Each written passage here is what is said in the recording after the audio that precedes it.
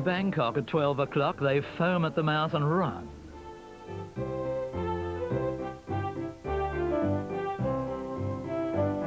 But Mad Dogs and Englishmen go out in the Oriental Hotel, ready to join the inaugural run south to Singapore.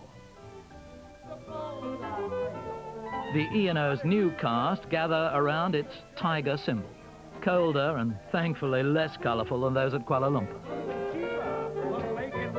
The actress Susanna York making whoopee with Keith Schellenberg, sportsman and owner of a Hebridean island. It seems a good start. There's also Koo Stark, now a photographer, and another actress who's had a brush with royalty, though only on television. Serena Scott Thomas played Princess Diana. This morning, the Oriental Express is also getting its act together. Graceful cleaners with wispy brooms seem ready for the chorus line of some East Side story. Amid the steam heat of Bangkok Station, where trains are not normally dusted and laundered, the rail show is about to begin around this polished prima donna of an express. The musicians are tuning up, the red carpet's rolled out again, and the supporting cast, as usual, is far more exotic than the leads. Fortunately, the audience is not critical.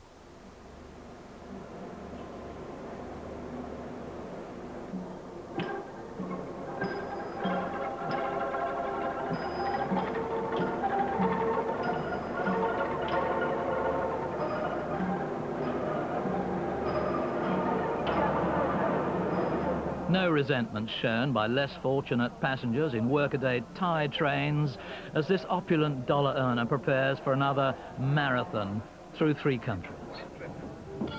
Our journey will take us from Bangkok to Hua Hin this evening, where we have arranged a special platform party for you.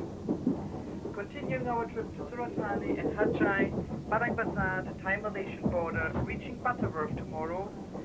Security is unobtrusive, but at every bridge and crossing, sentries report our passing. With 22 carriages, the train's a quarter of a mile long. It's a 10-minute trudge from the observation car to my compartment. Though halfway there, you can stop to shop. Hello. What's a bargain? What is a bargain? Yeah. No bargain here. No bargain. No. But even so, the experts soon converge.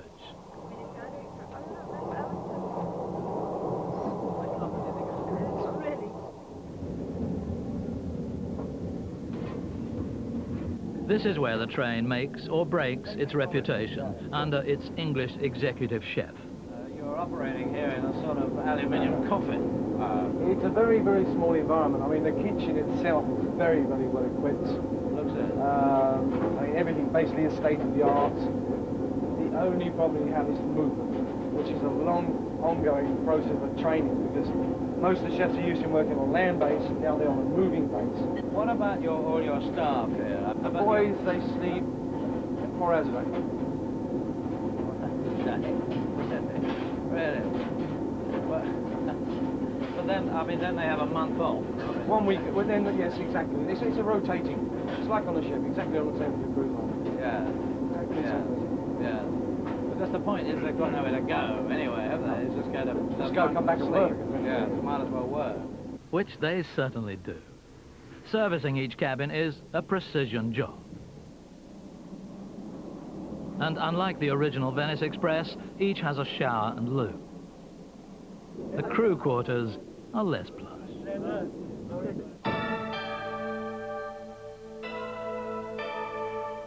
Life is also basic for one couple whose luggage has been left behind in Bangkok. They now face the first dressy night aboard, wearing a borrowed dressing gown and a local purchase.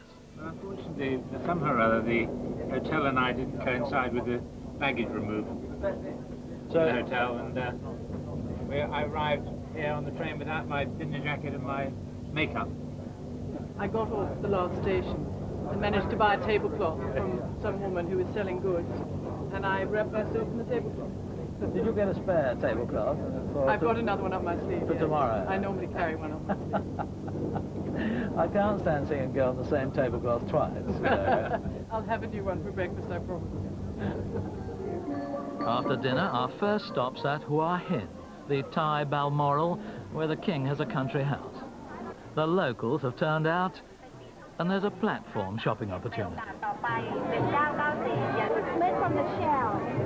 They paint the color on it. This is so beautiful. Well, how many baht? 1 baht? Here. Well, get 5, huh?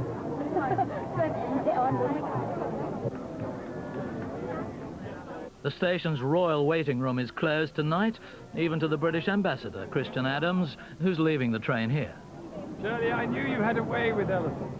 We passed through the station, of course, and we stopped, and we were heading north. And we were blessed by 9 months. And a baby elephant crapped on my foot. So I thought I was bound to have good luck. Yes. Not many of us have that experience. He didn't step on your foot. No, he just made a little gesture. Just one advantage in your not coming all the way to Singapore is that you won't have to sleep in one of these bunks, which even I find a bit short. So I can't think of what you would find. It's my legs just hang over the edge. Yeah. Listen to Thai musicians, and it is sometimes possible to hear the distant echo of an 8-some reel. So a Scottish Islander leads a diplomatic dance with our ambassador to the court of Thailand, the Bulgarian ambassador to the court of St. James and their wives, while the audience adjusts its ideas about stuffy British.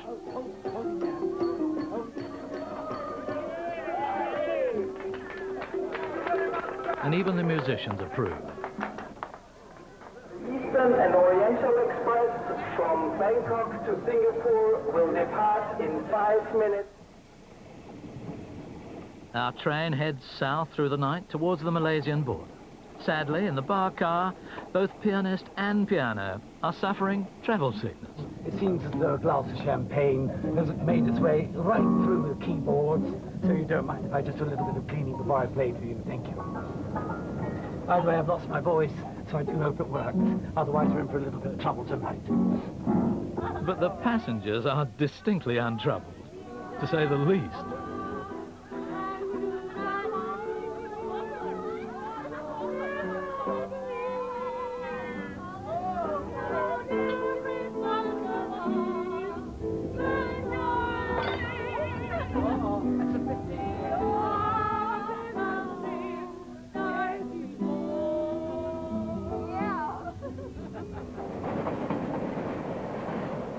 I didn't realize until last night that you were a barroom singer, actually.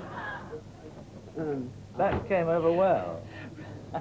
Well, I did warn one or two people. I've just finished doing a play, literally a week ago, in which I had to sing a song. And I thought, well, I can do everything about this. I think I can do this play. I think I can play this part. But we just have to give up about the singing.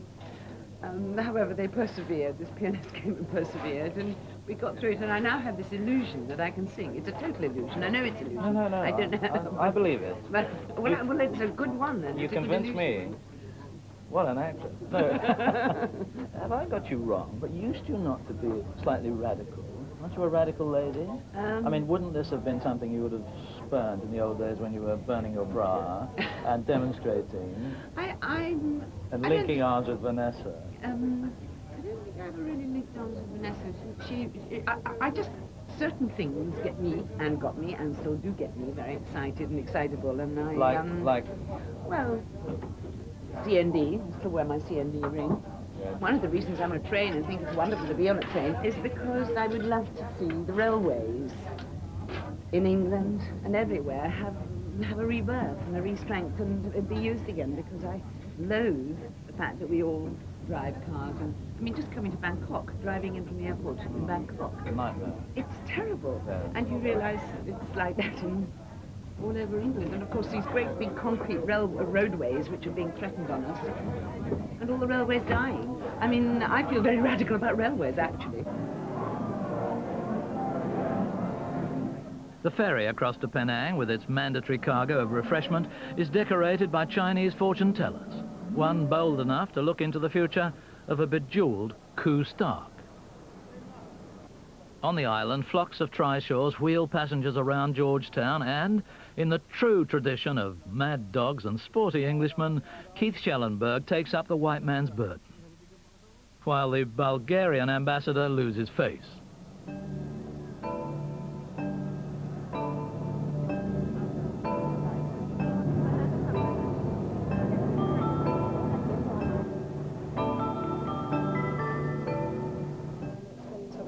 Surreal experience, hasn't it? Is it the people, do you think, or the strange surroundings that we're living so well? Well, we are living incredibly well, but I think it's just the whole sort of style of it, the fact that we're on this train journey with a group of people that we haven't met before, and it's a real adventure, sort of exotic locations.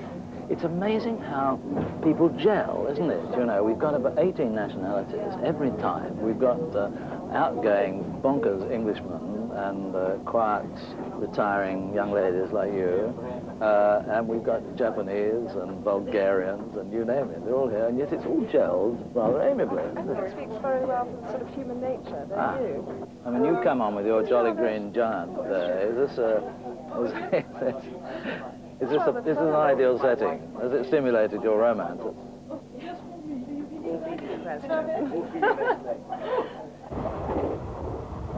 Sadly, television's Princess Di has not been thinking of romance. Listen, you were ill yesterday. You had travel sickness. Now, travel sickness on this luxury train is very in for a dig. I know, it's really uncool. Uh-huh. So, what happened? How did it happen, first of all? How did it Happen? I don't know. I think it might have been the malaria pills I was told to take by my over-officious boyfriend. Oh. Now, we've got Kustak on board, who almost became a princess, and you, who actually became a fictional princess. 7 weeks. Yes. Yeah. What was the spin-off of being Princess Di? A fat check. An everlasting fear of wigs. And what about a fear of stuffy men? That too. I had, a real overdose of stuffy men on that. Because I thought it was very important not to do a sort of spitting image copycat thing of Diana, because you just end up looking silly. But that's what the Prince Charles actor did, really. Yes, but he's better at it than I am. So I just felt that it was very important to try and be as honest and natural as I possibly could be. I just tried to imagine her as, a normal girl growing up in the type of family, marrying a prince. And then I said, do you want me to sort of try and copy her voice? And they said, absolutely not. Because you're not very Sloaney. I mean, there are Sloaney actresses. Yeah. No, but and I don't think Princess Diana, she's perhaps more Sloaney now than she used to be. I don't know why, I suppose she is more Sloaney now. She doesn't speak like Prince Charles, though. She's not quite so plummy as that. Kuala Lumpur station around 2 a.m. next morning, and the crew celebrate the train manager's birthday. Then salmonezas of champagne stimulate another peculiarly British outburst. Let's play down here, then. Let's play down here, quite right. Could it be the midnight sun? It's the train versus the guest. Okay? The train versus you're the train. So the train have got a bow. Michael, come on, Michael. Got it? Train versus the guest. Right. Got the run, right? I shall be wicket keeper and umpire. You're on our side. So, guests, do not attempt to field. Run up when it's down. Right. Okay? Here it goes. First ball.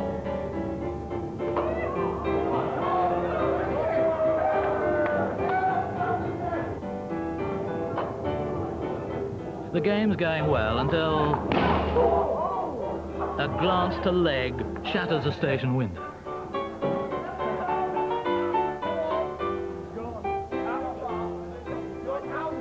There are brave attempts to stave off retribution to distract the authorities. No. What damage? Damage? You said damage? I just sound so nice. But Malaysian railwaymen are just not into cricket.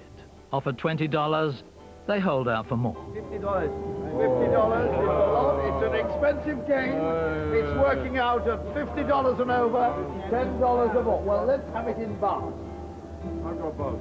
Right, how much in baht? 500 baht. Let's settle for $35. I think that's fair. It's 500 bucks. What is 500 bucks?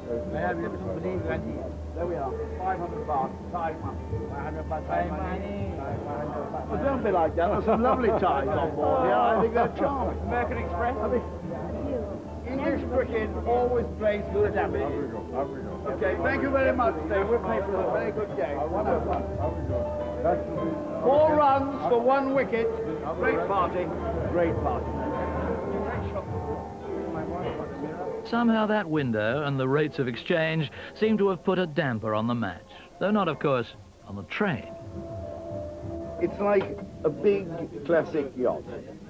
You know, you meet people on board without the risk, without the worry. Yeah. And you rumble through this jungle, really, and alas, find it very much late 20th century, and lots of motor cars about, and industrialization and so on, which is a bit of a letdown for the image of the savage jungle. But it's such fun, this train. It's just marvelous. Meeting people, I mean, like you, and thinking, well, one of us should actually try and do something to recreate the murder on the Orient Express. Do the decent thing. So you brought your cricket bat. You thought that would do. You thought that would do. You're going to pummel someone to death. You've always got to have a bit of sport, whatever you're doing, really, Yeah. and it's the right season. And the Malaysians and the Thais are emerging nations, and you've got to show them the right way to go about it. You're a vintage man, let's face it. I love, yes, vintage cars, vintage boats. But vintage trains I haven't known so much about. And I might have preferred to have a steam engine at the front, but, you know, you can't have everything. The party's over now, the dawn is drawing very nigh.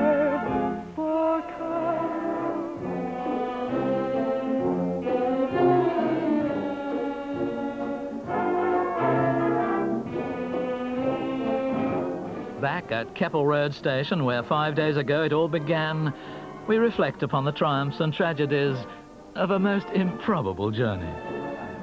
It was a late stroke to silly mid-on. Quite an active young man, that. You know, he's shaping up quite well. He was going in number 5, but the train team, I hope, are going to play well this afternoon at Raffles. A little tip in, and then we should be there for another 10 overs or so. We're going to have 3 cheers for the Eastern Oriental. Hooray! Hooray! Hooray! Good luck to all who sail it out. On the day for the party.